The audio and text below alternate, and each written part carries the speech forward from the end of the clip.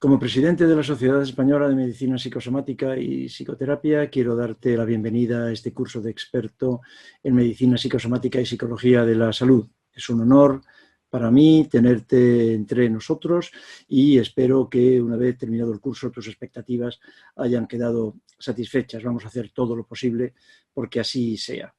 Quiero comentarte un par de cuestiones metodológicas para que puedas sacar el mayor partido de este curso.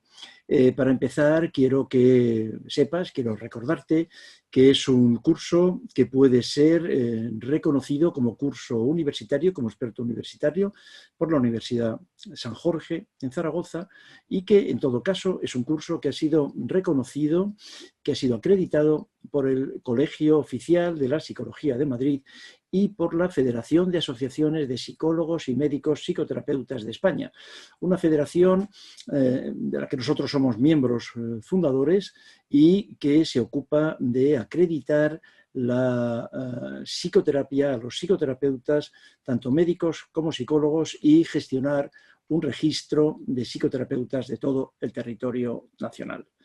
Como sabes, el curso está organizado en 8 módulos y en los módulos hay 2 tipos de material docente. Por un lado, estas conferencias, estos vídeos, y por otro, en el aula virtual también vas a poder encontrar gran cantidad de documentación que nos va a servir, que te va a servir fundamentalmente para profundizar en los temas que vas a poder ver y escuchar durante estas grabaciones. También a lo largo del curso yo te voy a ir recomendando una amplísima bibliografía. Nos parece que esa es una de las tareas de la formación de posgrado, ¿vale? El que nosotros hayamos hecho una revisión y una selección de textos. Date cuenta que la bibliografía que en este momento hay sobre medicina psicosomática, sobre psicología de la salud y sobre disciplinas asociadas es ingente, absolutamente ingente, y hemos hecho un trabajo de años de selección de esa bibliografía para recomendarte algunos de los textos que nos parece que pueden ser fundamentales para, como te decía al principio, sacarle el mayor rendimiento a este curso. Te voy a recomendar muchos libros, te voy a recomendar también no solamente libros de texto, ¿no? Te voy a recomendar literatura, te voy a recomendar cine. Te voy a recomendar en general manifestaciones artísticas que puedan ayudarte a ti y que puedan ayudarte también en la relación con tus pacientes, a tus pacientes. ¿De acuerdo? Bueno, pues vamos a comenzar, vamos a empezar a hablar de medicina psicosomática. Para nosotros, en esta casa, en esta sociedad que cumplimos ahora 42 años, es un tema muy importante, claro, fíjate, es el tema que da nombre a la Sociedad Española de Medicina Psicosomática y Psicoterapia, y este curso, el de Medicina Psicosomática, es el origen de todo nuestro programa de formación. Comenzamos a desarrollarlo en el Hospital de la Princesa hace aproximadamente 40 años, así que es de los más antiguos, con el que más hemos trabajado, sobre el que más hemos estudiado y seguramente a uno de los que les tenemos más cariño, así que voy a ver si puedo contagiarte de ese cariño, de ese entusiasmo en eso que se llama la medicina psicosomática.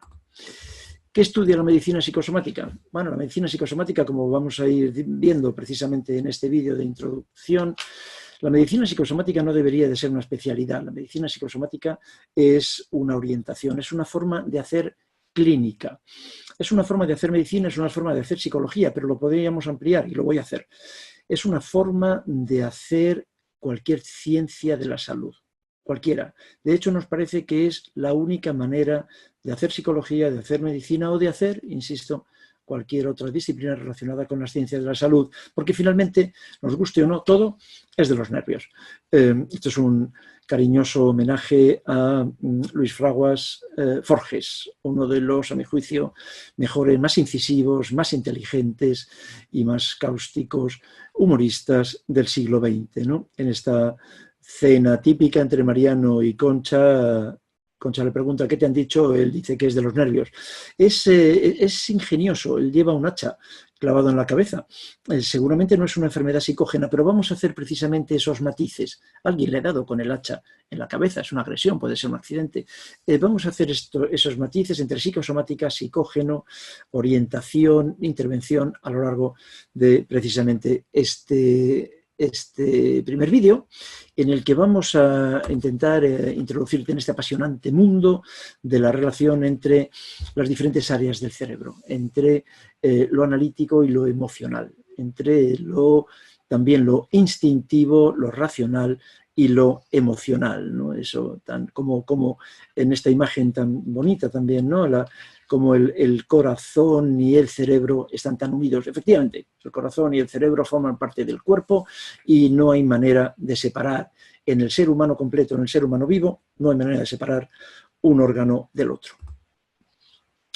¿Cuáles son los objetivos del curso? Vamos a ver, ¿para qué has hecho, para qué estás haciendo este curso, ¿no? Vamos a ver si coincidimos. Estos son los objetivos que a mí me gustaría alcanzar al final del curso. Vamos a ver si coincidimos con los que a ti te han motivado para comenzar el visionado de estas imágenes, ¿no? Vamos a ver, uno de los objetivos del curso, sin duda, es intentar cambiar la mirada. Cambiar la mirada, lo ponemos ahí entre comillas, ¿no? Cambiar la mirada del clínico, cambiar tu mirada. Cambiar, no sé en este momento cuál es tu profesión, pero vamos a hacer una lectura común para, como te decía antes, para todas las ciencias de la salud. Cambiar la mirada del clínico, ¿de acuerdo? Para realmente favorecer la integración biopsicosocial.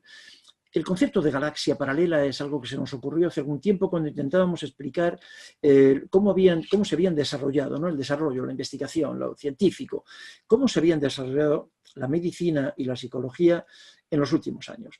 La medicina se había desarrollado de una forma absolutamente sorprendente, ¿no? En los últimos 50 años había cambiado más que en los 50.000 anteriores, ¿no? La psicología exactamente igual. De hecho, la psicología es una disciplina tan joven. En España existe como carrera universitaria, como carrera independiente de la filosofía y de las letras hace aproximadamente 40 años. Es muy, muy reciente, ¿no? Sin embargo, en estos años la psicología se ha desarrollado también de una forma tremenda, de una forma increíble, pero me parece que en este momento podemos entenderlas como dos galaxias del conocimiento, pero dos galaxias completamente distintas. La medicina ha ido por aquí, la psicología ha avanzado por aquí. Y es una cosa chocante, porque sin embargo el objeto de estudio de ambas disciplinas es el ser humano. Y el ser humano no puede separar lo psicológico de lo corporal, no lo puede hacer. Sin embargo, el Ministerio de Educación y el sistema de administración de sanidad sí que lo ha hecho. Bueno, vamos a intentar aproximar estas galaxias, en la que, al menos en España y dentro de lo que yo conozco, están demasiado separadas. En muchas ocasiones. En ocasiones yo tengo la sensación de que son incluso divergentes, o sea, no solamente no convergen, que es lo que nos gustaría a nosotros, sino que al contrario cada vez están más separadas. Vamos a intentar aproximar esas galaxias y terminar reconociendo que la medicina, como artificio administrativo, la medicina no puede sobrevivir sin la psicología como otro artificio administrativo no puede sobrevivir sin la medicina, porque, recuerdo una vez más, el objeto de estudio de ambos, el ser humano no puede separar ambas realidades, ¿no? Claro, una vez que hayamos intentado, que hayamos conseguido, con suerte, ¿no? Vamos a intentarlo, una vez que hayamos conseguido cambiar esta mirada, que puedas ver estas galaxias juntas, en paralelo, vamos a intentar automatizar esta forma de aproximación, de forma que ya no puedas ver al paciente, que sea imposible para ti, una vez terminado este curso, sea imposible para ti ver al paciente en cualquiera de sus partes, que no puedas ver al paciente nunca más como órgano aislado, como especialidad de ginecología, de dermatología, como psicólogo, como médico, como especialista, que no puedas verlo más con esta separación. Vamos a intentar entender el lenguaje del cuerpo. Esto es algo que nos interesa mucho. El cuerpo habla. El cuerpo, como vamos a ver en los próximos vídeos, el cuerpo no olvida, el cuerpo tiene memoria, el cuerpo no miente, el cuerpo lleva la cuenta. Vamos a intentar entender ese lenguaje del cuerpo, porque te va a ayudar una barbaridad para entender lo que tu paciente te quiere decir, que posiblemente no sabe decirlo de otra manera, pero que ahí está. en forma de síntoma, en forma de signo, ¿no? En forma de enfermedad también, si quieres, ¿no? Algo que nos parece también que hay que hacer y que no siempre se hace es aproximarnos, y lo vamos a hacer en este, al menos como introducción en este primer vídeo, aproximarnos a la visión sistémica de las relaciones humanas. Las relaciones humanas en plural. El ser humano se relaciona consigo mismo, cada uno de nosotros nos relacionamos con nosotros mismos y con los demás. Y nada somos sin los demás. Decía Ortega y Gasset que yo soy yo y mi circunstancia y no puedo sobrevivir sin ella. Es exactamente así como lo vemos nosotros. Vamos a acercarnos, vamos a proponerte como objetivo acercarte a la visión sistémica de las relaciones humanas. Vamos a ofrecerte también la comprensión de la biografía de las enfermedades.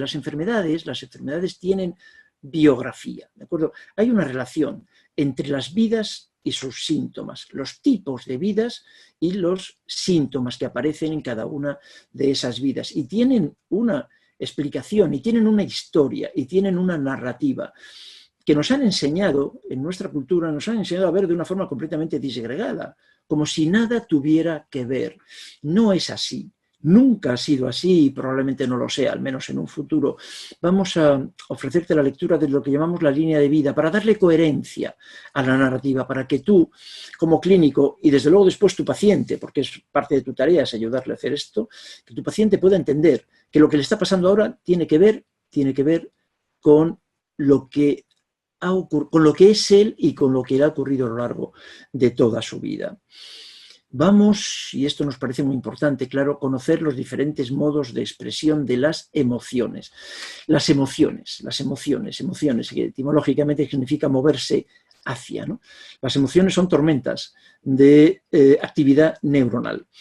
Esas emociones, la mayor parte de las veces, son violentadas en su expresión por la cultura, por las culturas dominantes en general, por la cultura occidental en la que nosotros nos movemos ahora, de una forma escandalosa.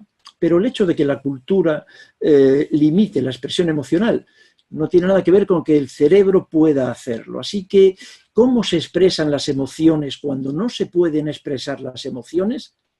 Esa es la pregunta. La respuesta ya te la imaginas. La respuesta es cómo se expresan con el cuerpo.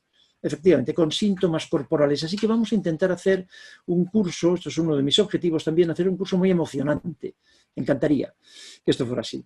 Emocionarte a ti también, y que el curso sea emocionante. Quiere decir que vamos a hablar mucho de emociones, básicamente, ¿no? Vamos a hablar de emociones y te voy a proponer que hables con tu paciente de eso, que hables con tu paciente de emociones, porque eso es lo que él necesita. Vamos también como objetivo, es un objetivo fundamental, ¿no? Con el nuevo paradigma de esto que se llama todavía medicina psicosomática o psicología de la salud, no explorar las experiencias traumáticas, la relación entre lo que te está pasando en este momento y las experiencias traumáticas, en mayor o menor medida traumática, que te han podido pasar en otros momentos de tu vida, ¿de acuerdo? Que estas experiencias traumáticas, cuando además tienen origen en los primeros momentos de tu vida, configuran una galaxia particular, una configuración particular del sistema psico, neuroendocrino, inmunitario, que llamamos el trauma relacional temprano y que tiene mucho que ver con fracturas en los vínculos de apego. Y bueno, el objetivo final, claro, de todo el curso, como corolario de todo esto, es que podamos integrar todo lo anterior en las propuestas terapéuticas. Esto es, que aprendamos a hacer realmente una propuesta biopsicosocial, ¿de acuerdo? No propuestas disgregadas, no propuestas separadas. Los psicoterapeutas decimos unas cosas a nuestros pacientes y el especialista en digestivo, el dermatólogo, el médico de atención primaria, el fisioterapeuta, el odontólogo, ¿te das cuenta? Cada uno de ellos hace propuestas diferentes, con suerte coherentes. Lo que me parece que no es frecuente, incoherentes entre unos y otros. ¿No? Vamos a ver si podemos integrar todo esto, vamos a hacer ese esfuerzo, ¿no? Una cosa que quiero advertirte es que, con todo lo que estamos comentando hasta ahora, es virtualmente imposible que termines este curso sin que hablemos de ti. No te asustes, no vamos a hablar específicamente de ti, pero sí de las cosas que nos pasan. Es decir, que el cuerpo, como te decía antes, el cuerpo es una forma de expresión. Expresamos emociones con el cuerpo y esto es normal, y esto es sano, y esto es además saludable, ¿no? Lo que ya no es tan sano es reprimirlo, ¿de acuerdo? Pero expresarlo es perfectamente sano. Así que, en resumen, síntomas psicosomáticos tenemos todos, a lo largo de nuestra vida, todos, y probablemente todos los días, de alguna forma o de otra. Así que tú también te vas a ver en algún momento reflejada o reflejado en algunos de los síntomas o trastornos o enfermedades que vamos a ver a lo largo de este curso. No te asustes, bueno, no te asustes, eso es completamente normal, vamos a hacerlo con mucho cariño. Para hacer un poco de poesía con todo esto, parafraseado, a mí me gusta mucho la poesía y te voy a recomendar siempre que pueda poesía, porque en la poesía se expresan las emociones muy bien, casi tan bien como en el cuerpo, ¿no? El cuerpo tiene una poética de expresión emocional que me parece apasionante, ¿no? He parafraseado y he hecho una trampa y le he copiado, estoy seguro que Becker me lo perdonaría, ¿no? He hecho una trampa en uno de sus poemas más conocidos, ¿no? Que dice que es poesía. Yo he cambiado, como ves, y pido disculpas por ello, he cambiado poesía por psicosomática, ¿no? En el verso original es, ¿qué es poesía? Dices mientras... Yo lo he cambiado y he hecho esta paráfrasis. ¿Qué es psicosomática? Dices mientras clavas en mi pupila tu pupila azul. ¿Qué es psicosomática? Y tú me lo preguntas, psicosomática eres tú. Te guste o no, te digo, tienes síntomas psicógenos. Los has tenido, los tienes probablemente hoy mismo y si no, cuenta con ello, los vas a tener a lo largo de este curso. Quedas avisada, quedas avisado, ¿de acuerdo? Pero insisto, no te agobies, ya verás cómo lo vas a entender. Y cabe la posibilidad incluso, aunque el objetivo de este curso no es hacer psicoterapia, sin ninguna duda, pero cabe la posibilidad, ojalá, como objetivo secundario, ojalá que pueda ser más compasivo contigo y con algunos de los síntomas que quizás puedes llevar años presentando, ¿no? Psicosomática, esta es la primera pregunta que queremos hacer. Psicosomática es una palabra, fíjate, es una palabra que nos mantiene unidos en este momento. Es un concepto que da origen a nuestra agrupación, a nuestra asociación, y es un término que se viene utilizando desde hace 100 y pico años con muchísimo éxito. Ciertamente, pero que a quienes nos dedicamos a ello no nos gusta nada. Tengo que hacerte esta confesión para empezar. Psicosomática me parece, claro, me parece lo que es. El hablar de psicosomática es un error. El hablar de psicosomática implica algo que ninguno de nosotros, tú tampoco, estoy seguro, que ninguno de nosotros quiere y que a ninguno de nosotros le gusta, que es el reconocimiento de que hay dos entidades separadas. Y yo he puesto además ahí un guión, he puesto el guión intencionadamente, ¿no? Lo psíquico y lo somático. Eso estaba muy bien en el siglo XVII, ¿de acuerdo? Estaba muy bien para un filósofo como Descartes, pero no es real, tenía sentido, era como se explicaban las cosas entonces, se explicaban las cosas, todas las cosas se explicaban de otra forma, pero hace ya mucho tiempo que no tiene sentido ese planteamiento, esa dicotomía, esa separación, no podemos seguir hablando, no podemos seguir admitiendo esa desconexión entre el cuerpo, la mente y el ambiente. No se puede seguir manteniendo. Así que el término que nos, otra vez la palabra, ¿no?, que nos ha unido, aquí vamos a ver cómo la manejamos, porque yo al menos no estoy nada cómodo, te reconozco, no estoy nada cómodo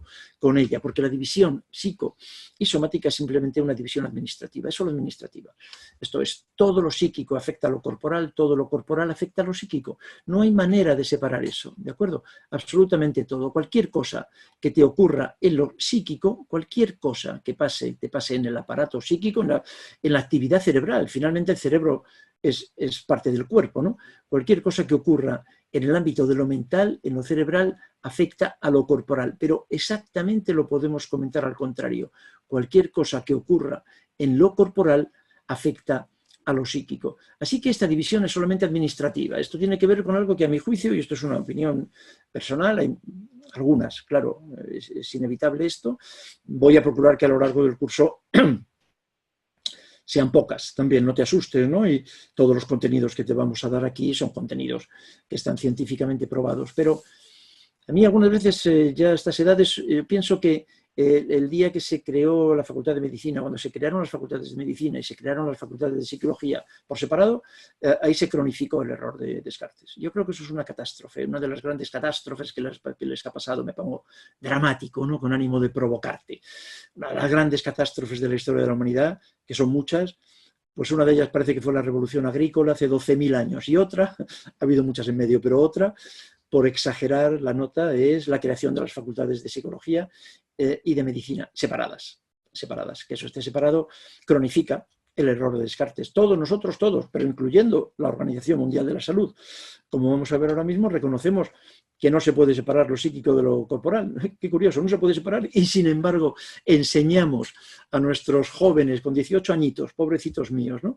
A nuestros jóvenes estudiantes que luego van a ser clínicos, les enseñamos desde el primer día que entran en estos edificios, les enseñamos a separar lo psíquico y a separar lo corporal. Y a poquito que te descuides, a que ambos grupos tengan relaciones enconadas, se lleven mal, desconfíen unos de otros, ¿no? Así que esto es una división administrativa. El ser humano, de acuerdo, eso para empezar, el ser humano es psicosomático, ¿correcto? Te puedo decir, con ánimo también de provocar y para que nos vayamos entendiendo, todas las enfermedades son psicosomáticas. Luego lo vas a ver en alguna diapositiva. ¿Todas las enfermedades son psicosomáticas? Claro, naturalmente, porque la salud es psicosomática. Porque el ser humano es psicosomático, porque esto es un término que no tiene más desarrollo, ¿no? A pesar, otra vez, de que estemos aquí por él, ¿no? En relación con el error de Descartes, a mí hay un neurocientífico que me gusta mucho, es el portugués António Damasio. António Damasio escribió un libro específico para referirse a este error de Descartes, ¿no? Que se llama así, el libro se llama exactamente así, ¿no? He sacado algunas frases de este libro, y bueno, aquí tienes alguna, ¿no? La interacción nunca es del cuerpo por sí solo, ni del cerebro por sí solo. El organismo interactúa con el ambiente como un conjunto, ¿no? El amor, el odio, fíjate, emociones, la angustia, las cualidades de bondad, crueldad, la solución planeada de un problema científico, la creación de un nuevo artefacto, todos se basan en acontecimientos neuronales en el interior de un cerebro. Y el cerebro es tan cuerpo como el páncreas, el hígado, el bazo, el pulmón, el corazón, naturalmente. Entonces, el alma, me gusta mucho esto de Antonio, ¿no?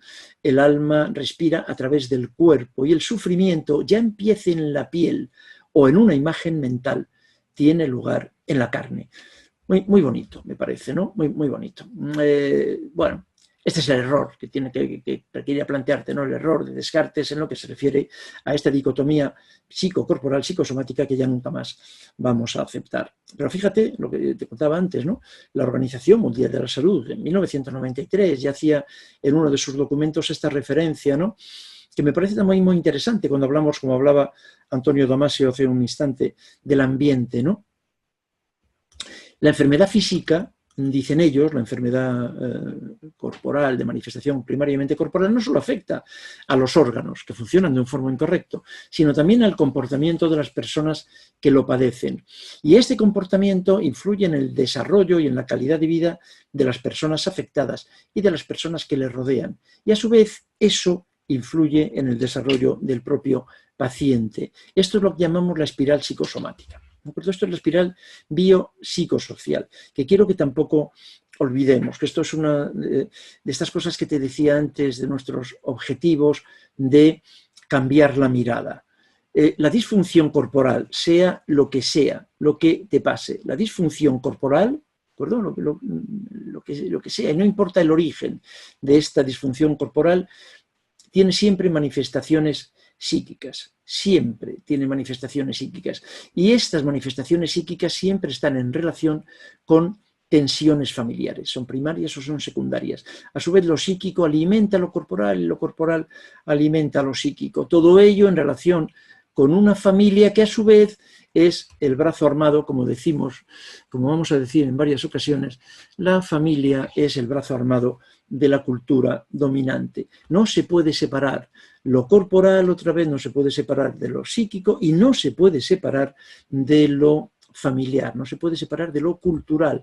Hay un capítulo, un vídeo entero para hablarte de esto más adelante. La solución del error, en resumen, ¿en qué consiste? ¿Qué es lo que tenemos que hacer entre todos para solucionar el error de Descartes? Cambiar la mirada realmente en el proceso de evaluación, ¿de acuerdo? Incorporar, y eso cambiar la mirada para hacerlo, como te decía al principio, para integrar, para darnos cuenta de que no se puede separar, ¿de acuerdo? Y para, por lo tanto, avanzar conjuntamente en ambas instancias. Y eso supone en la práctica también, claro, incorporar técnicas terapéuticas en dos sentidos, técnicas terapéuticas de arriba abajo y también de abajo arriba. También lo vamos a discutir todo esto y te voy a dar más detalles a lo largo de todo el curso. Técnicas de arriba abajo. Las técnicas de arriba abajo es lo que básicamente llamamos psicoterapia, ¿de acuerdo? Pero vamos a incluir también técnicas de abajo arriba. Otra vez vamos a escuchar al cuerpo, vamos a darle protagonismo al cuerpo y vamos a darle capacidad al cuerpo también para autorregularse. Porque si el cuerpo sana, también sanará la mente. Es un aforismo, ¿verdad? Que tú recuerdas, te lo han dicho muchas veces en el colegio, lo has escuchado cientos de veces, luego te das cuenta que nadie hace caso y que desde luego no es en absoluto por donde la cultura nos acompaña, pero aquello de mens sana, incorpore sano, efectivamente, ¿no? Me gusta mucho también esta expresión de uno de los médicos, bueno, se nacionalizó británico, aunque nació en Canadá, de William Osler, que es reconocido por casi todo el mundo el padre de la medicina contemporánea, ¿no? Osler decía aquello que yo comparto absolutamente, que es más importante saber qué tipo de persona tiene una enfermedad que saber qué tipo de enfermedad tiene una persona. Esto es lo que vamos a hacer también a lo largo de este curso. Me encantaría que al final del curso veas a tus pacientes, veas a las personas, veas enfermos, no veas enfermedades. Lo que te han enseñado, no importa la carrera que hayas hecho, no importa cuál sea tu formación, porque esto da igual, me da igual que seas médico, psicólogo, de cualquier especialidad, de cualquier orientación, fisioterapeuta, dentista, me da igual. Lo que te han enseñado es ver la enfermedad, ver enfermedades. Lo que vamos a ver aquí es si podemos ver personas enfermas, ver enfermos y interesarnos por la persona enferma, no por la enfermedad, o no solo por la enfermedad. Esto, afortunadamente, yo creo para todos, está avanzando y está avanzando mucho, ¿no? Hay un trabajo muy reciente, es de hace escasamente un año, de otro autor, Jorge Luis Tizón, un compañero que trabaja en esto de la psicosomática desde Barcelona hace muchísimos años y que se ha publicado en la revista de la Asociación Española de Neuropsiquiatría. Tienes este artículo disponible en la web de la AEN. Un trabajo muy interesante, algo que a mí me gusta mucho, para trabajar sobre esto que se llaman los grupos Balint, que yo aprendí hace muchos años a hacerlo y que me encanta. Luego te daré algún dato más sobre los grupos de supervisión en medicina o en psicología. Y esto, en este trabajo de revisión que acabo de publicar, o que ha publicado hace poco, dice, mira, ¿no? Y digámoslo abiertamente desde ya, ¿no?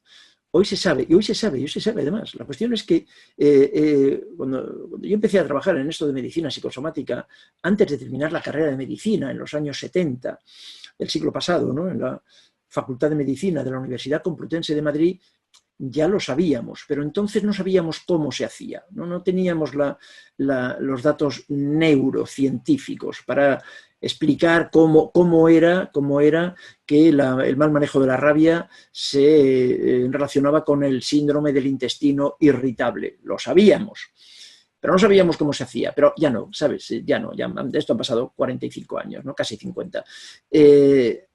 Hoy se sabe que la desatención de los componentes relacionales o emocionales de la asistencia está provocando enormes sufrimientos y despilfarros, tanto en los consultantes como en el personal sanitario. El no hacer una clínica psicosomática, el no integrar lo corporal con lo psíquico hace muchísimo daño a nuestros pacientes, pero también hace muchísimo daño a todos los profesionales de la salud, que se dan cuenta de una forma o de otra, a veces con ellos mismos, con sus propios síntomas, ¿no? Se dan cuenta de que no se puede seguir desatendiendo los aspectos emocionales, los aspectos relacionales. Este es un dato curioso también que te planteo. Este es el boletín del Ilustre Colegio Oficial de Médicos de Madrid, de la Comunidad de Madrid. Es el colegio de médicos al que yo pertenezco. En el boletín del ICOMEN de febrero del 2020, fíjate, hace muy poco, ¿no? El dato que encontramos aquí es que aumenta en un año, aumenta en un 50% el número de médicos que solicitan atención psiquiátrica especializada en el Colegio de Médicos de Madrid.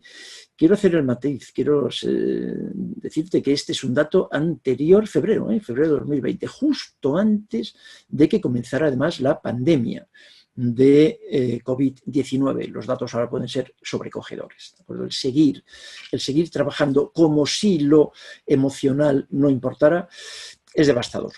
Es devastador para los médicos, para los psicólogos, para todos los profesionales y para los pacientes. Yo quiero decirte desde este momento que me parece que has tomado una decisión sabia, muy acertada, y que el hacer lo que estás haciendo ahora, el pasar por el esfuerzo que te va a suponer hacer este curso, que va a ser exigente, que te voy a pedir que hagas muchas cosas, pero yo estoy seguro de que va a cambiar no solo tu manera, estoy seguro, no solo tu manera de hacer clínica, estoy seguro que va a cambiar tu manera de estar en la clínica y tu manera de estar en la profesión.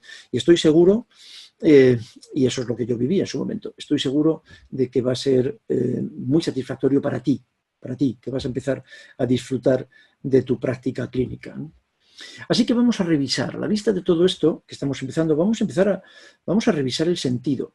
La medicina, tal y como se plantea en el mundo occidental, en el siglo XXI, es que lo primero es lo biológico, luego lo psicológico y luego lo social. Esto no es exactamente así. Lo que yo te propongo es verlo exactamente al contrario.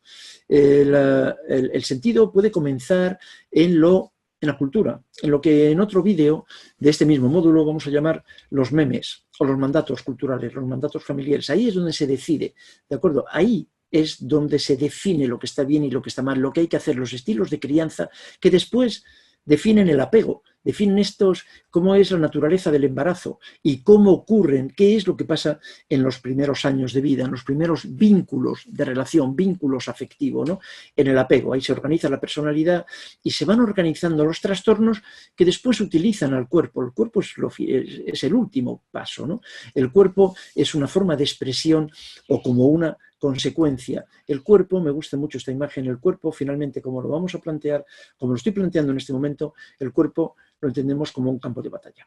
El cuerpo lo vamos a ver así, exactamente como el campo de batalla en el que se enfrentan estas fuerzas, ¿no? Lo biológico, que es que administrativamente, no están separadas, pero que administrativamente, y para que nos entendamos, están englobadas en estos tres grandes conceptos, lo biológico, lo psicológico y lo social, ¿no? Antes hablábamos de los grupos Balint, hablaba de los grupos Balint como manera de ayudar a los médicos. Los grupos Balint se empezaron a desarrollar con médicos y nosotros empezamos a hacerlo en el Hospital de la Princesa, ya te contaré luego, hace 40 años, ¿no? Y siguiendo el ejemplo de un autor, al que luego también volveré a hacer referencia, ¿no?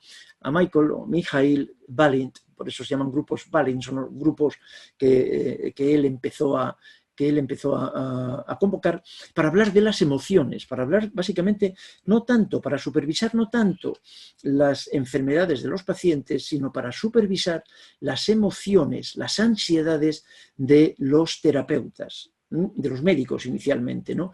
Algo que no se había hecho nunca, porque como él dice muy bien, la primera droga que prescribe un médico es su propia persona, y es mejor que el terapeuta, el médico, el psicólogo, otra vez, el terapeuta, vamos a decir a partir de ahora, en general, esté en las mejores condiciones posibles, ¿no? Para poder manejarse en ese triángulo, el médico, el paciente y la enfermedad.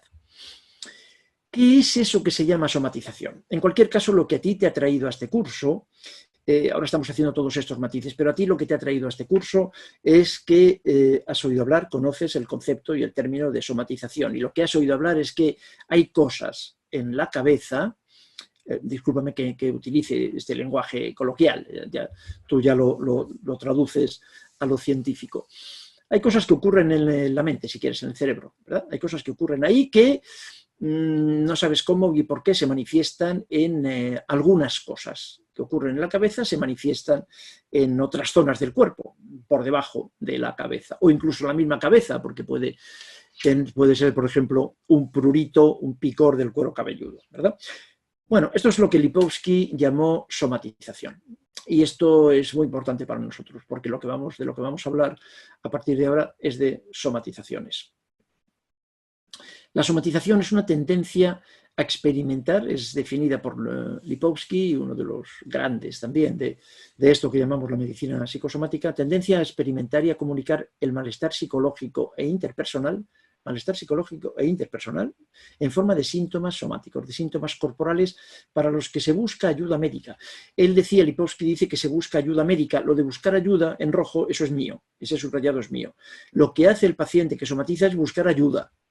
¿Qué ocurre? Que con la medicalización de la vida cotidiana de los países ricos, de los países occidentales, cualquier malestar de la vida es atendido por el ámbito médico. Hay una fantasía del sistema occidental de valores, de la cultura occidental de valores ampliamente medicalizada, la medicalización como negocio, naturalmente, que propone que ante cualquier malestar, los malestares de la vida, que antes se trataban de cualquier otra manera y que yo te voy a recomendar en ocasiones que lo hagas, pero que ahora, ante cualquier malestar de la vida cotidiana, la cuestión es que acudas al médico a buscar ayuda. ¿Y qué ocurre?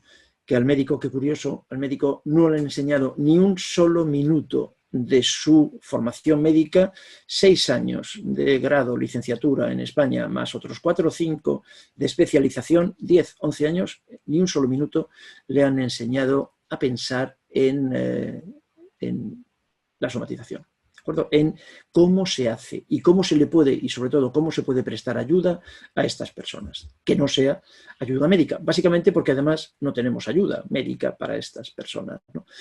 La somatización puede ser un mecanismo de defensa. Es verdad, un mecanismo de defensa que vamos a ver aquí en otros vídeos, del tipo de desplazamiento, la disociación. Pero la somatización, date cuenta, también es un mensaje. La somatización, a mí me gusta mucho definirlo así, es un idioma de malestar.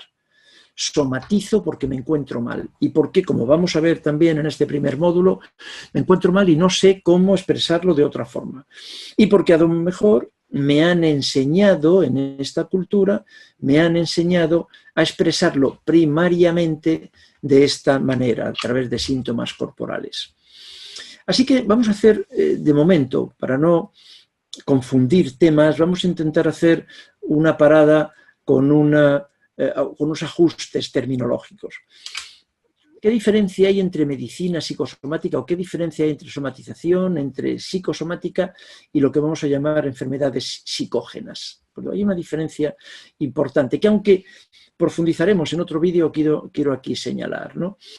En las somatizaciones, en los trastornos de síntomas somáticos, como llama el DSM-5, que el DSM-5, ¿no?, se reconoce como sin explicación médica evidente, no hay lesión.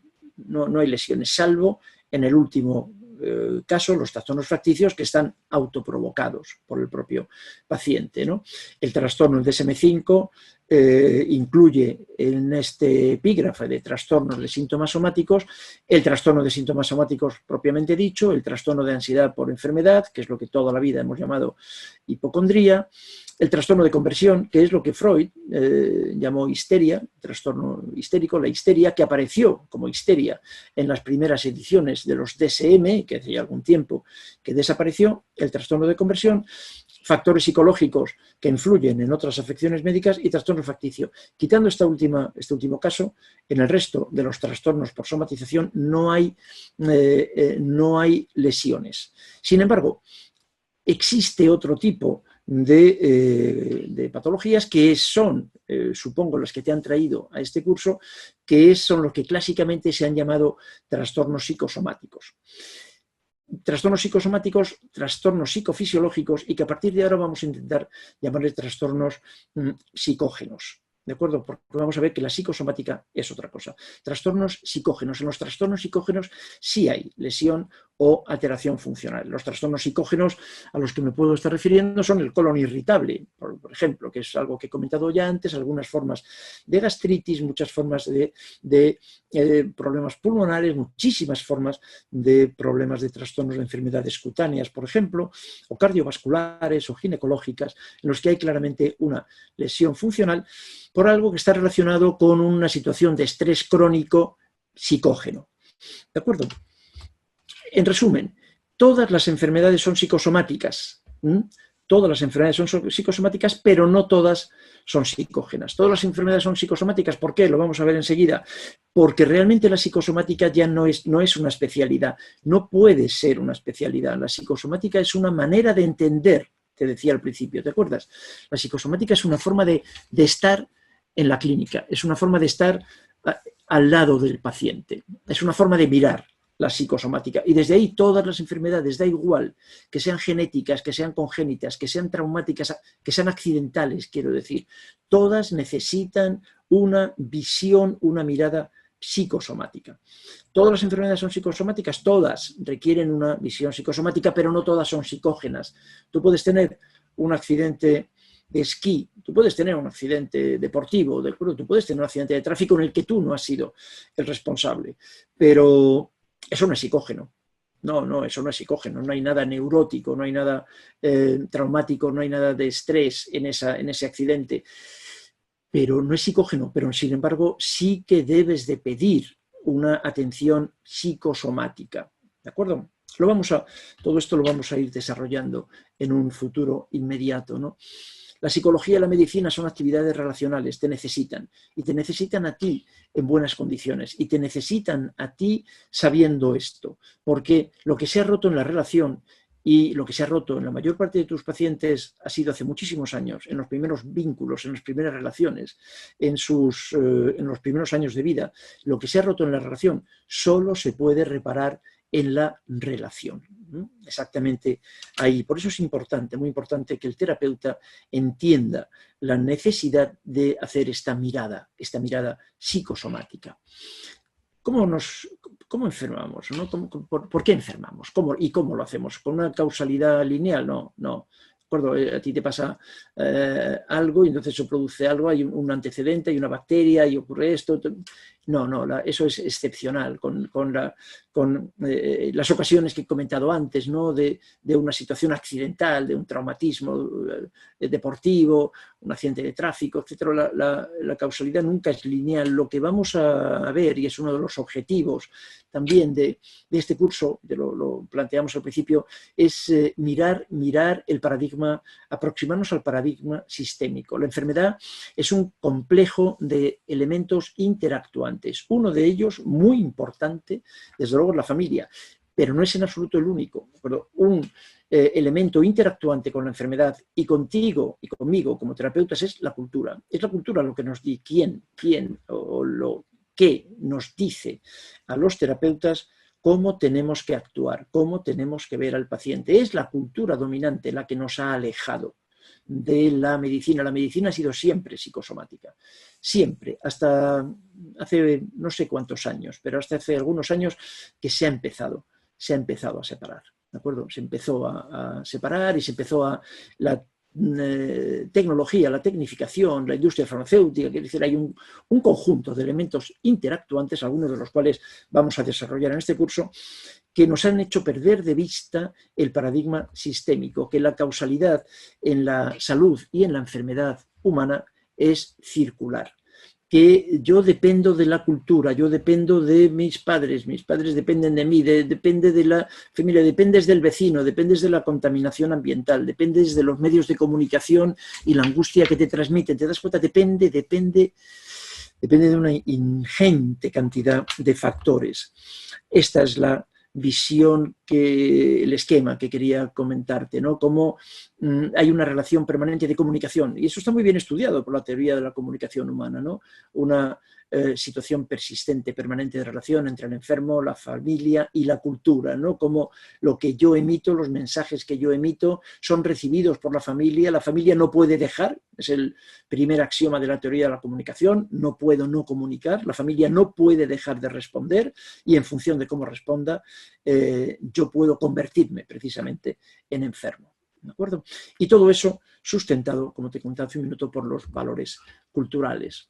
Hay autores que han removido mucho y que nos han ayudado mucho a entender este paradigma sistémico. Para mí, uno de ellos fue Salvador Minuchin, un terapeuta de origen argentino. Nació en San Salvador, en la provincia de Entre Ríos, en Argentina. Fíjate, naces en San Salvador, te ponen Salvador de nombre y ¿a qué te vas a dedicar en la vida? no tienes más opción que ser psicoterapeuta, lógicamente, ¿no? Y salvar, bueno, y ayudar, ¿no?, a las personas. Él ha hecho, a pesar de ser argentino, ha desarrollado, creó la famosa escuela, ¿no?, de Filadelfia, de terapia de familia y de atención a la infancia. Y él describió incluso, aunque esto lo hemos revisado nosotros mismos hace años, él describió lo que llamó la familia somatizadora. Efectivamente, había, y esto lo vamos a ver más veces en este curso, ¿no? Él describió que había familias, grupos familiares que tenían una particular habilidad para desarrollar síntomas somáticos. Y la familia somatizadora pues tenía estas características, eran relaciones familiares sin definición, explícita de los límites, que tendían a estar todos aglutinados. La sobreprotección era una de sus características. La sobreprotección suele verse habitualmente como una forma de protección, claro, se llama así. Y para nosotros, sin embargo, desde el punto de vista conceptual y desde luego desde el punto de vista clínico, es una forma clarísima de maltrato, ¿no?, en el que se evita que el niño pueda explorar bajo una protección adecuada, pueda, sin embargo, explorar el entorno. La sobreprotección tiene mucho que ver con emociones de los padres, con el miedo, básicamente con el miedo, ¿no?, de los padres. La familia somatizadora es una familia rígida, eso lo sabéis muy bien los terapeutas que trabajáis con familias, ¿no?, lo resistentes que son al cambio, y suelen evitar el conflicto, porque lo que hacen con el conflicto es desplazarlo a lo que Enrique Pichón Rivière, un psicólogo social argentino, en la década de los 70 llamaba el chivo expiatorio, ¿no?, el paciente designado. Entonces ya no tenemos conflicto porque tenemos un enfermo, y el conflicto lo asume el enfermo oficial, el paciente designado. Algunas personas creen que este paciente designado de las familias, que puede ser la chica con anorexia nerviosa, el esquizofrénico, el adicto a opiáceos, cualquier otra enfermedad crónica. Algunas personas creen que ese es el eslabón débil de la familia. Sin embargo, todos estos autores y nuestra propia experiencia nos han enseñado a ver que el paciente designado es el más fuerte de la familia. El más fuerte. No te voy a decir que sea el más sano, claro, está enfermo, pero sí el más fuerte, porque es, en todo caso, el único capaz de hacerse cargo de toda la desorganización, de todo el caos, de todo el conflicto familiar, ¿no? Vamos a tener oportunidad en este curso de ver muchos tipos de pacientes designados y de hacer referencia a muchas de estas familias, ¿no? Este es mi despacho, yo siempre lo planteo así, esta es mi consulta, así paso yo consulta, ¿de acuerdo? Yo tengo una visión muy marxista de las relaciones terapéuticas y tengo una visión claramente marxista de la consulta. Cabe la posibilidad, una parte de vosotras y de vosotros os vais a escandalizar con esto. Me estoy refiriendo cuando hablo de marxista, me estoy refiriendo a Groucho y a Harpo y a Chico Marx, a los hermanos Marx. Este es el camarote, el famoso camarote de los hermanos Marx, que seguramente has oído hablar de él. Esto es, yo hago terapia individual, supuestamente individual, ¿verdad? No existe la psicoterapia individual, esta es una forma de hablar. Como te digo, esta es mi consulta y aquí estamos solamente el paciente y yo.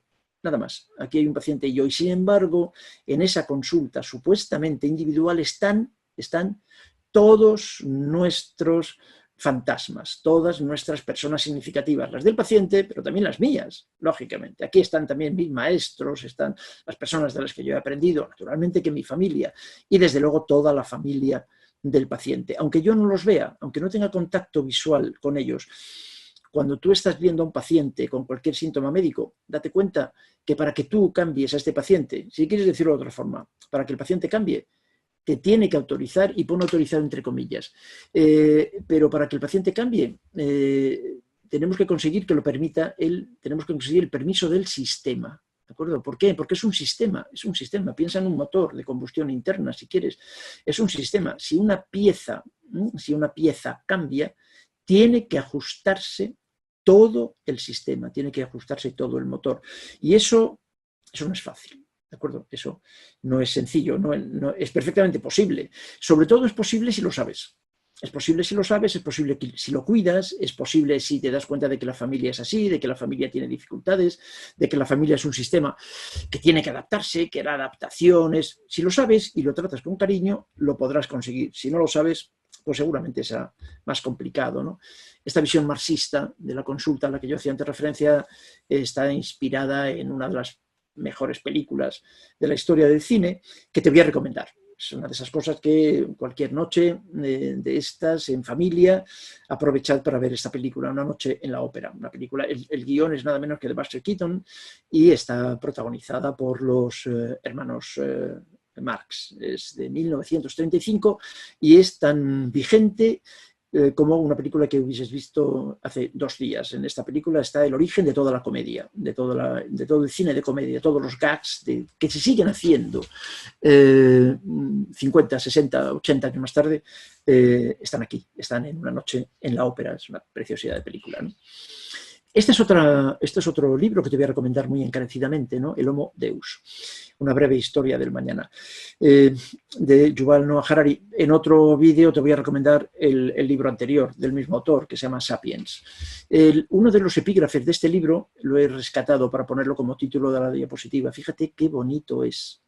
Fíjate, ¿quiénes somos yo? ¿Quiénes somos yo? Exacto, esta es la historia. Vete, dedícale unos segundos a pensar, ¿no?, en quiénes somos yo. En plural, me parece precioso, ¿no? Esto es el título de uno de los capítulos de este libro, al que también, insisto, haremos referencia, pero me parece que es uno de los imprescindibles de este curso. ¿Quiénes somos yo? En ese quiénes somos yo están los traumas de mis padres, efectivamente. Los traumas de nuestros padres se heredan y se heredan además, se heredan no solo porque se aprenden, no solo porque se aprenden las conductas, sino porque se heredan genéticamente. Se heredan los estilos de apego, se heredan los traumas, ¿de acuerdo? Y se heredan los traumas de muy diferentes maneras. Aquí lo tienes, ¿de acuerdo? Se heredan las marcas. Genéticamente, quiero decir, no solo en la epigenética, esto no solo en los aprendizajes, que eso es evidente, ¿no? Cómo aprendemos, lo que somos, quiénes somos yo, la respuesta serían nuestros padres y nuestros primeros años, y la interacción con ellos en nuestros primeros años de vida. Eso es la historia, ¿no? Como decía este autor, no me acuerdo, sí, Boris Cyrulnik, perdóname, Boris Cyrulnik, ¿no? Nuestra historia comienza el día en que nuestros padres se conocen. Precioso. Bueno, pues ahí. Desde ahí vamos heredando los traumas y las situaciones traumáticas, naturalmente, y por supuesto también lo mejor de nuestros padres, ¿no? Te voy a proponer una revisión rápida del cómo hemos llegado hasta aquí. A mí me gusta mucho esta expresión. Creo que merece la pena, además, que lo sepas, también para entender dónde estás y por qué me estás escuchando y, bueno, en cierta medida, quién soy yo para contarte esto, ¿no? Yo empecé medicina en la Facultad de Medicina de la Universidad Complutense de Madrid y concluí la licenciatura en 1975. Me interesó la relación psicosomática, la relación entre lo psíquico y lo corporal. Me interesó, yo creo que desde el principio de la carrera, y siempre estuve interesado en eso. Inmediatamente después estudié psiquiatría en la Universidad de Gante y luego psicosomática como tal en la Universidad de Padova, en el Ospedale Civile de Vicenza, en el Véneto italiano, y luego psicoterapia de inspiración psicoanalítica, primero psicoanálisis y luego psicoterapia breve en Madrid, en Londres, en otros lugares, ¿no?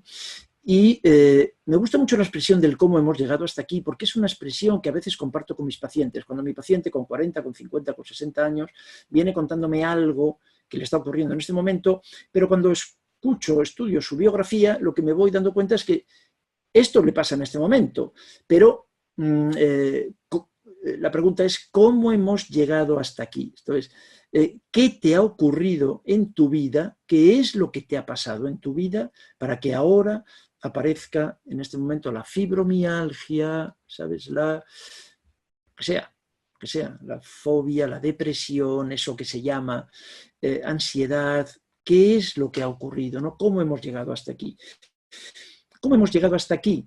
¿Y cómo he llegado yo hasta aquí desde la medicina puramente oficial, diríamos, académica, desde esa galaxia que te decía antes, ¿no? que escucha cada vez menos, ¿no?, a los aspectos psicológicos de nuestro paciente? El término psicosomático se utilizó por primera vez, parece que se utilizó por primera vez como tal, psicosomático, yo ahí todavía no había nacido, desde luego, por Johann Christian Heinroth.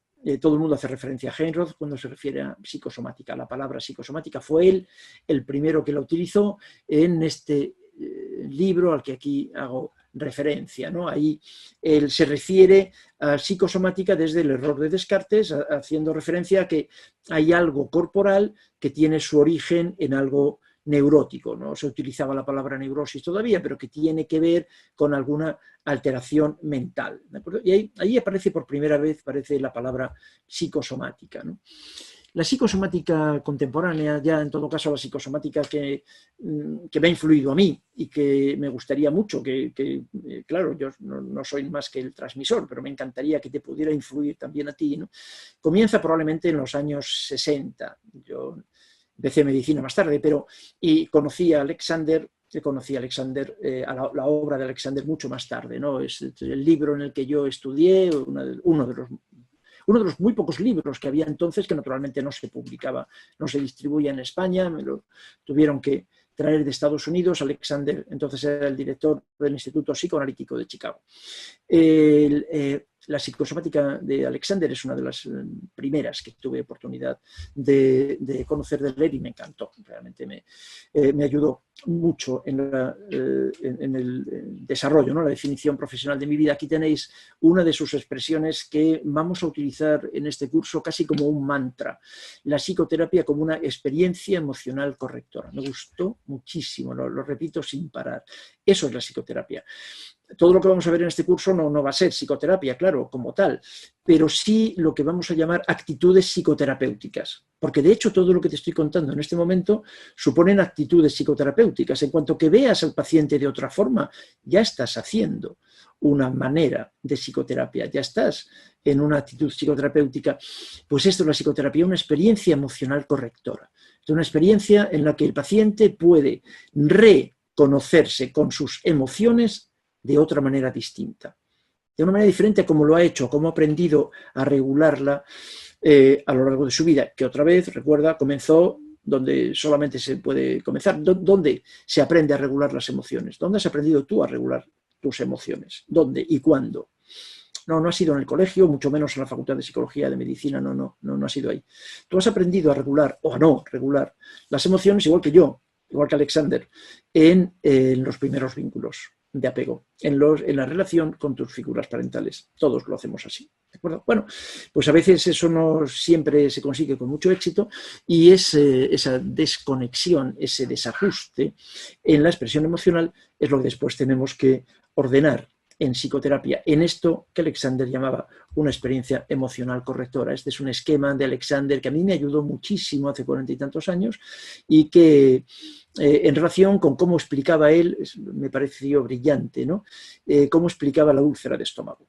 Cuando yo estudiaba la úlcera de estómago en medicina, de otra manera completamente distinta. Un esquema adaptado de esto, de Alexander, veremos en el módulo 2, en el que te presentaré la patología del aparato digestivo. Perdón. Sí. Otra figura que ha sido absolutamente fundamental para nosotros, quiero decir, para la Sociedad Española de Medicina Psicosomática y Psicoterapia, desde luego para mí, es Bowlby.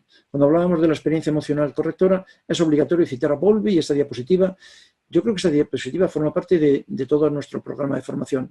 Casi da igual el curso que quieras hacer, el curso en el que quieras hacer de nuestro máster. Cualquiera de los cursos de nuestro máster puedes tener 1000 diapositivas en el total del curso.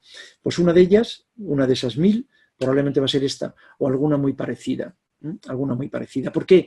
Porque casi todo lo que les pasa a tus pacientes, no importa la especialidad de medicina que desarrolles, no importa la orientación psicológica que tengas, no importa la clínica que estés haciendo, casi todos tus pacientes tienen un problema en el apego.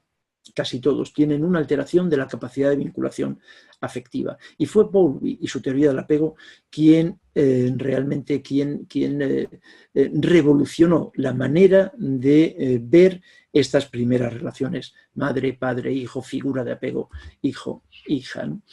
El equivalente a Alexander y el equivalente a Bowlby en España fue un gallego genial, que a mí también me ayudó mucho. A él sí que le conocí, tuve la oportunidad de conocerle personalmente, ni a Alexander ni a Bowlby, desde luego, pero sí a Juan Rof Carballo, que estuvo trabajando y peleándose a diario con don Carlos Jiménez Díaz, un internista, jefe de servicio del hospital, que hoy se llama la Fundación Jiménez Díaz, precisamente. Juan Rof Carballo fue el Alexander español, y a mí me gustó mucho, me gustaba mucho este hombre, aprendí muchísimo con él, ¿no? Él desarrolló en España lo que se llamaba la medicina antropológica, y él él aspiraba a ver al hombre como una totalidad e inmerso en una red de conexiones psicosociales. Él no hablaba de medicina psicosomática, fíjate, él estaba, y yo aprendí, esto es una de las muchas cosas que aprendí de él hablaba de práctica psicosomática o de patología psicosomática porque no entendía que se pudiera distinguir entre psicología y medicina, decía que eso era, y entonces no era ni parecido, entonces estaba mucho más cerca. De hecho, para aquella, en su época, cuando él estaba trabajando, la psicología ni siquiera existía en España como una carrera independiente, ¿no? Pero no quería hacer esa diferencia, no quería caer en el error de Descartes, en ese error en el que han caído los sistemas educativos del mundo occidental, ¿no? Juan Rof Carballo realmente hizo en España algo precioso, que fue una adaptación de la teoría del apego. Y él escribió un libro francamente espectacular, y una teoría francamente espectacular, interesante, que se llama urdimbre afectiva y enfermedad. Esa urdimbre afectiva es la teoría del apego. Visión gallega, visión española. ¿De acuerdo? Es muy, muy bonito, muy, muy interesante, ¿no? Él empezó a enseñarnos también los primeros aspectos de la biología, de la psicoterapia, referido al psicoanálisis, de cómo se podía curar. Cómo biológicamente y cómo se enfermaba, ¿no? Biológicamente también, ¿no? Un profesor, este fue un profesor mío, Pedro Laín Entralgo, en lo personal no coincido con él en nada, absolutamente en nada, pero eso no importa. En lo profesional, él fue profesor de una asignatura de mi carrera, de historia de la medicina, y una de las cosas que él me ayudó es a definir la psicosomática como la definimos ahora. ¿No? Como una orientación. Lo de la medicina, ese subrayado en rojo es mío. Donde pone medicina me gustaría que pusiéramos ciencias de la salud, pero claro, él era médico y estaba dando clases en la Facultad de Medicina y tenía sentido. Esto es de los años 70. Él definía la medicina psicosomática como una orientación, me encanta eso, así es, no como una especialidad, ¿te acuerdas que te lo decía antes? Como una orientación de la medicina caracterizada por incluir en cada acto médico y en cada juicio la consideración de emociones inconscientes que contribuyen a que cada paciente configure una persona enferma en una situación siempre diferente. Qué lejos estaba entonces Pedro Laín Entralgo y nosotros, alumnos suyos, ¿no? del Hospital Clínico de Madrid, qué lejos estábamos de imaginar lo que era la medicina actual, ¿no? En la que realmente a los pacientes no se les ve más como números, como protocolos. Lo que se enseña en este momento en medicina fundamentalmente son protocolos, que es una forma de estandarizar a los pacientes. Todos los pacientes son iguales, porque los pacientes como tal no existen. Lo que estamos realmente tratando son órganos aislados, ¿de acuerdo? No se podía imaginar él seguramente, que entonces ya empezábamos, pero no se podía imaginar él que íbamos a llegar a esta situación. Otro autor muy importante para mí, al que también tuve oportunidad de conocer en varias ocasiones, en París, en Bilbao, en Madrid incluso, es a Pierre Marty, el fundador del Ipso. Aquí en esta foto Pierre Marty es que está aquí a la izquierda, en la puerta del Ipso, del Instituto de Psicosomática de París, en el Hospital de la Poterne de Peuplieu. Pierre Marty entre otras muchísimas cosas, pero entre otras muchas cosas lo que quiero transmitirte es el concepto de pensée opératoire, pensamiento operatorio, el pensamiento operativo, ¿no? Una manera de pensar. Él estaba en ese momento, era coincidente con algo que luego en otro módulo voy a comentarte también, que es la visión de alexitímica, la lexitimia de Peter Simneos, ¿no?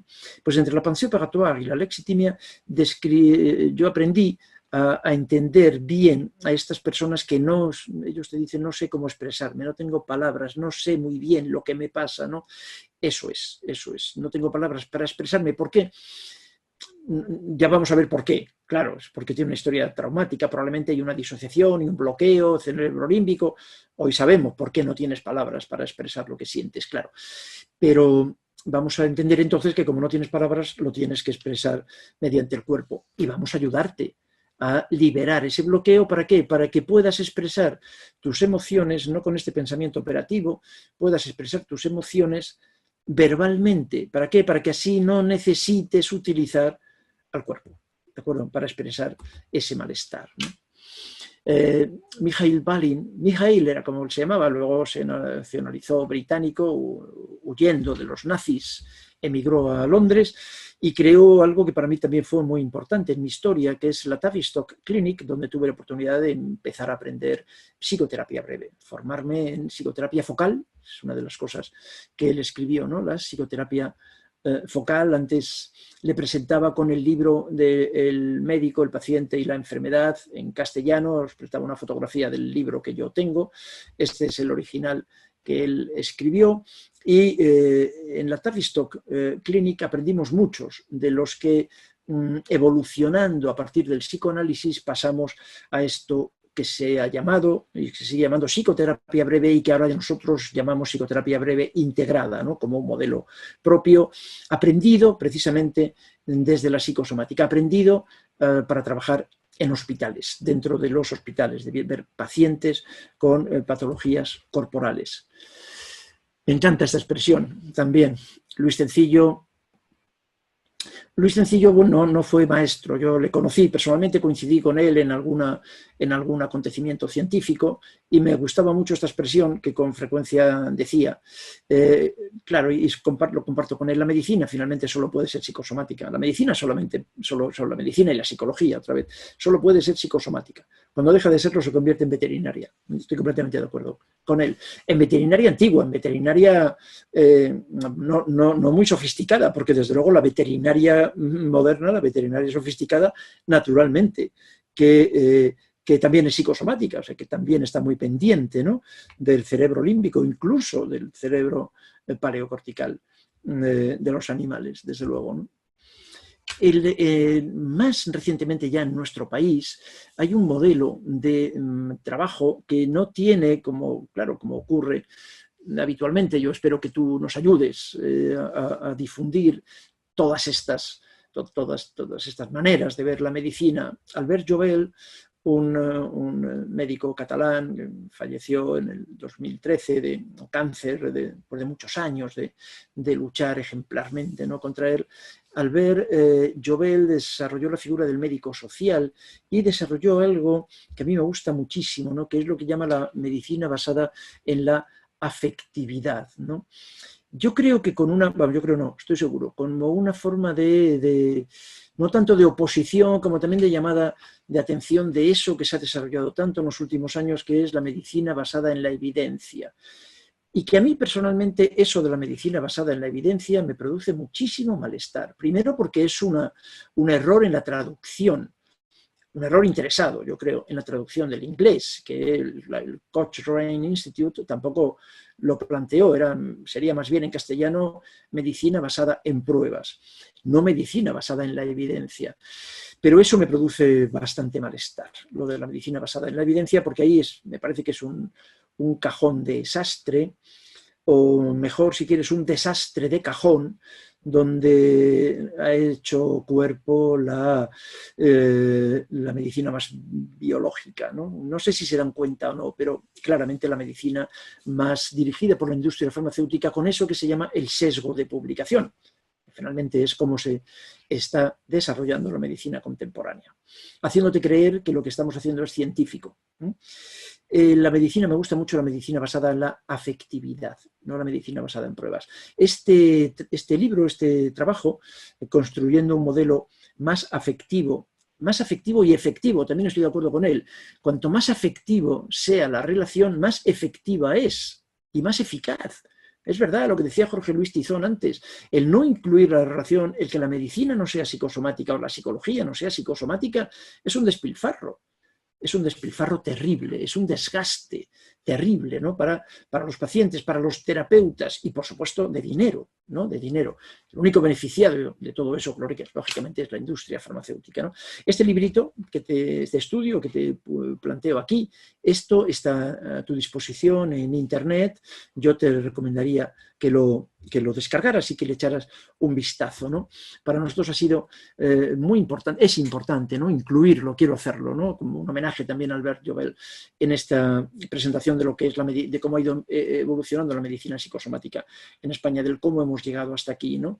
Este es el modelo afectivo, efectivo, que se trata de cuidar y curar al paciente. Mira, esto el subrayado en rojo también es mío. Mira que he subrayado lo de cuidar. Lo de cuidar. No se trata solo de curar al paciente, que sí, estamos de acuerdo con eso. Pero el paciente, antes de que le cures, necesita que le cuides. Vamos a empezar por ahí, por cuidar al paciente. Y la mejor manera de escuchar, por cierto, al paciente es bastante sencilla, es escucharle. ¿Vale? Este es el modelo afectivo efectivo, ¿no? Al cuidar y curar al paciente como persona, no como órgano aislado, como persona, estableciendo una atención basada en la confianza y en la empatía.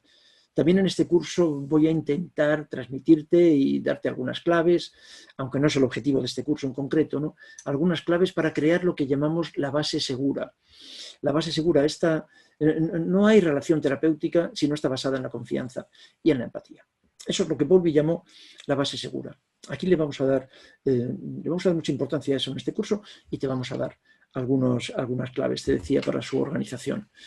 Otro autor que para nosotros, un autor ya muy reciente, que para nosotros ha sido muy importante, es David Servan-Schreiber, médico, psiquiatra, francés, hijo de un economista y politólogo muy conocido por mi generación, Jean-Jacques Servan-Schreiber. David falleció en el año 2011 de un tumor cerebral que mantuvo a raya durante 20 años. Después de ser diagnosticado casi por azar. En estos 20 años desarrolló algo fantástico que tiene que ver con el cambiar el estilo de vida. Vamos a hablar de David Servan-Schreiber también en el capítulo sobre los tratamientos. Pero un libro que te voy a recomendar también ya desde ahora es La curación emocional. Me parece que es un librito de bolsillo, es un librito fácil de leer, barato, y que te va a gustar. Y te va a ayudar a entender también algunas de las cosas que estamos planteándote en este primer vídeo, en este primer módulo, ¿no? Y esto me gusta también otra vez el título, y es lo que quiero colocar en este momento, ¿no? Esto es lo que queremos hacer con nuestros pacientes, una curación emocional, no solo curarle la dermatitis. El eczema se puede curar bien, los eczemas se curan con corticoides. Se curan o se controlan con corticoides. Pero lo que vamos a intentar hacer, no vamos a estar en contra de los corticoides, ¿de acuerdo? La medicina psicosomática, tal y como yo te lo estoy planteando, nunca lo vamos a hacer como una medicina alternativa. También eso me gustaría que quede claro. Es una medicina absolutamente científico, basada en las leyes científico-naturales. O sea, es la medicina ortodoxa. Lo que vamos a intentar es completar. Lo que estamos haciendo es completar la medicina, así que nunca vamos a estar en contra, en general, de los tratamientos médicos. Si tu paciente tiene eczema, le vamos a tratar con un corticoide, con eso le vamos a curar la dermatitis eczematosa, pero lo que nosotros queremos es la curación emocional del paciente con dermatitis eczematosa. Así que además de los corticoides, que no me voy a pelear con eso, además de los corticoides vamos a ver cómo llegamos a esa terapia como experiencia emocional correctora para hacer esa curación emocional. Aprendimos de David Servan-Schreiber el modelo del Shadyside Hospital de Pittsburgh, en Pensilvania, para hacer la aproximación entre la actitud diatrófica y la actitud científica, ¿no? En el tratamiento de nuestros pacientes, que es lo que te he comentado antes. Curarles, pero además cuidarles. Empezar además por ahí. Primero les cuidamos y en ese marco de base segura, ahí es donde le voy a poder curar. Curar de verdad. no cambiar el síntoma por otro, curar de verdad, ¿no? Aprendimos también el concepto de integración de recursos terapéuticos, que es con lo que vamos a terminar este curso. Cómo hacemos una psicoterapia breve integrada, integrando todo lo que puede ser terapéutico para una sola persona y para cada persona, desde luego, ¿no? Coincidiendo con todo ello, que hasta ahora hemos hablado fundamentalmente de médicos, en 1978 la Asociación Americana de Psicología aportó su grano de arena a todo este trabajo, que hasta entonces, fíjate, todos los que hemos comentado hasta ahora, todos eran médicos. Se incluyó en todo este proceso del cómo hemos llegado hasta aquí, se incluyó para aportar la ingente cantidad, claro, de fuerza, de conocimiento, de fuerza humana que tenían los psicólogos, la psicología. Se creó la División 38, la División de Psicología de la Salud.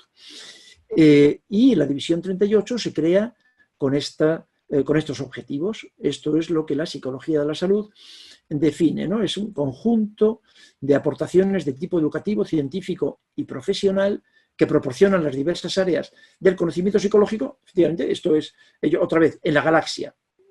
Están pensando, los médicos estábamos pensando en la galaxia América, los psicólogos aquí están pensando en la galaxia psicológica, para la promoción y el mantenimiento de la salud, la prevención y el tratamiento de la enfermedad y la identificación de los correlatos etiológicos, diagnósticos y terapéuticos de las enfermedades y sus consecuencias.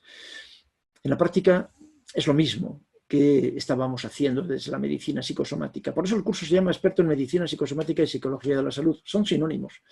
Lo que ocurre es que nos parecía que teníamos que ponerlo en el título del curso para demostrar nuestra orientación, que era precisamente la integración de estas dos galaxias, ¿no? Y que entendemos que eso que se llama medicina psicosomática y esto que se llama ahora psicología de la salud son coincidentes y que estamos encantados. Además de ello, no solamente no tenemos dudas, ni celos, ni preocupaciones, estamos encantados otra vez de que estas dos galaxias, estos dos cuerpos de doctrina se junten, ¿no? La Health Psychology edita su propia revista, naturalmente, a la que estamos suscritos y aporta cada año ingentes cantidades también de conocimiento muy útil para la práctica clínica.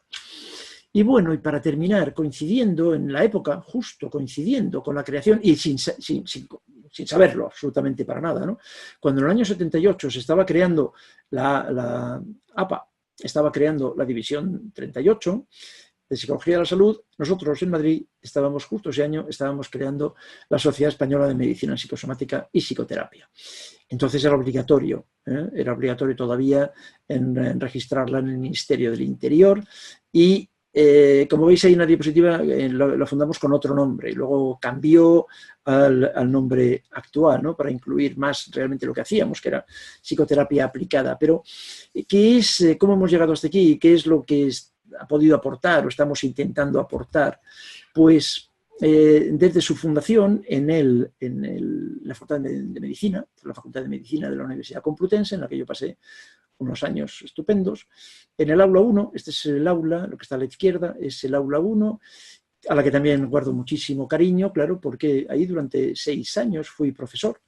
En ese aula se fundó la Sociedad Española de Medicina Psicosomática y Psicoterapia, ¿no? En ese año, en ese aula, y justamente en 1978, y poco tiempo después creamos una unidad de atención psicosomática en el Hospital de la Princesa, coincidiendo con que yo era médico, residente de ese hospital. Creamos una unidad de apoyo a los pacientes, al personal, eso fue una de las grandes novedades, a los pacientes, a los familiares y al personal del servicio de hematología. Estuvimos durante muchos años funcionando allí y con unos resultados muy, muy atractivos, dentro de que estábamos inventándolo todo, ¿no? Porque ahora todo lo que creemos saber en este momento, toda la documentación que hay, toda la bibliografía que hay, todo el conocimiento que hay, en aquel momento no había nada, prácticamente nada. Así que es verdad que con un grupo de psicólogos y de médicos, entonces éramos muy jóvenes, claro, como te imaginas, y teníamos mucho entusiasmo, pues creamos esta unidad, los pacientes nos enseñaron mucho, los compañeros del servicio nos enseñaron mucho, el hospital nos ayudó muchísimo y bueno, ahí empezamos a desarrollar finalmente este modelo de psicoterapia breve integrada. que es nuestro granito de arena, también nuestra pequeña y modesta aportación a esto que se llama la medicina psicosomática como orientación, ¿no? El desarrollo de un modelo de psicoterapia breve e integrada, no solamente integradora, porque claro que es integradora, llevamos integrando y lo seguimos haciendo, no dejamos de estudiar, seguimos integrando todo lo que nos parece que es útil desde que se plantea desde diferentes galaxias, ¿no? Como comentábamos antes, de diferentes disciplinas del conocimiento. Pero la cuestión no es solamente que sea integradora, es que además es integrada. Lo que hacemos precisamente da igual cuál sea el motivo de consulta, si el motivo de consulta es solo psicológico, integramos lo corporal.